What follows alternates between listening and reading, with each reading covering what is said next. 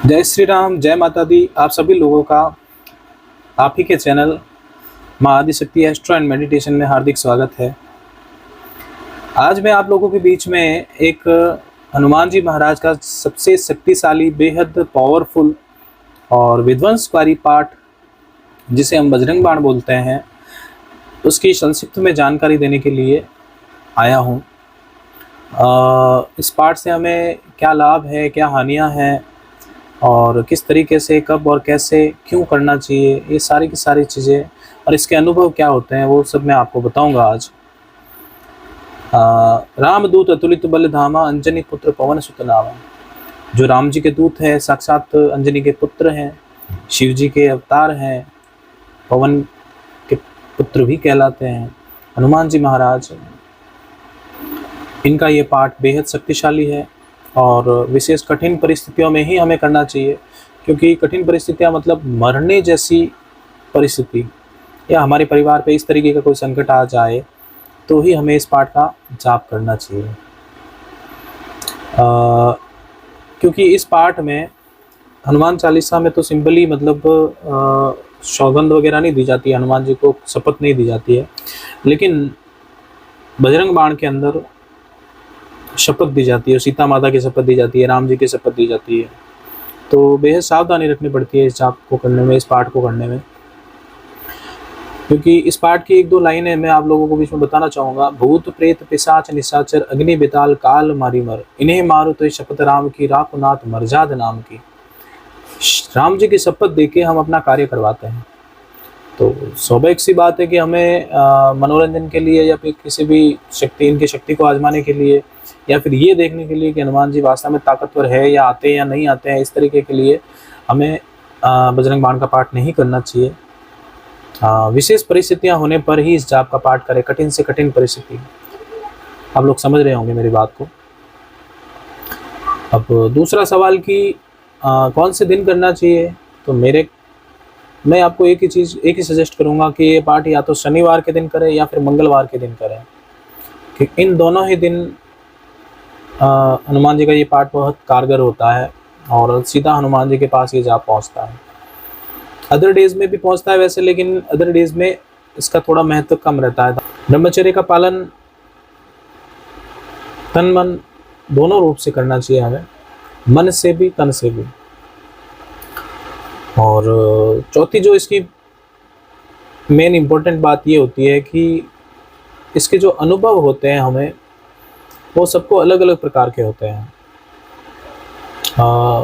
मेरे एक मित्र बोलूँगा, उनको मित्र हैं और उनको उनके घर में नेगेटिविटी थी, बेहद भयंकर रूप वाली नेगेटिविटी थी। तो सब जगह उन्होंने दिखा के मतलब बहुत सारे पैसे खर्च भी किए थे उन्होंने, लेकिन कहीं पे भी उनका काम नहीं बना। फाइनली उनके मुंह का जो बखान है हनुमान जी महाराज का, वो मैं आप लोगों को दर्शा रहा हूँ इस वीडियो के माध्यम से, कि किसी ने उनको बताया कि आप बजरंग बाण का पाठ करें, पूरी श्रद्धा के साथ में करें। देखिए, श्रद्धा मायने रखती है आपके लिए। हनुमान जी महाराज के इस पाठ में श्रद्धा बेहद मायने रखती है। कोई भी पाठ क्यों ना हो, आप सुंदरकांड कर रहे हैं या फिर हनुमान चालीसा कर रहे हैं या फिर बजरंग बाण कर रहे हैं या हनुमान जी का कोई भी प्रकार का मंत्र कर रहे हैं, तो उसमें देखिए श्रद्धा देखी जाती है। बिना श्रद्धा के कोई भी जाप वैसे ही चाय कम पानी है। तो आपको पूरी श्रद्धा के साथ में जाप को करना है, पाठ को करना है, और हनुमान जी महाराज आपकी मदद करेंगे, आएंगे, वो अवश्य आएंगे। मेरे स्वयं का भी अनुभव है, मैंने भी ये करके देखा है, और अनुभव के बगैर किसी भी चीज़ को मैं आप लोगों के बीच में नहीं डालूंगा, कभी भी नहीं लाऊंगा।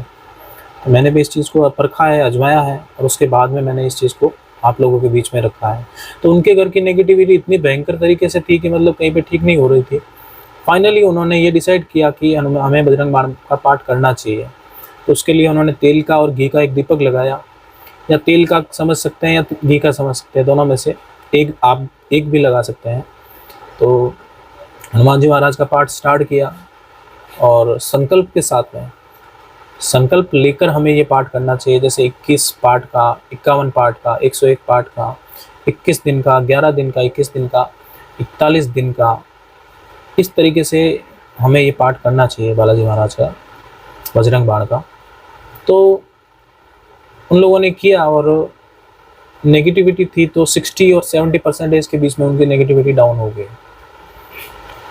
फिर उनको मन के अंदर दृढ़ विश्वास बन गया उनके बालाजी के प्रति कि वो उनके सारे कष्ट हर सकते हैं। तो उन्होंने निरंतर रूप से, जब तक उनकी नेगेटिविटी ज़ीरो नहीं हुई, घर की सारी परेशानियां दूर नहीं हुई, तब तक वो करते रहे। फिर बालाजी महाराज ने उनके घर की सारी परेशानियां दूर कर दी।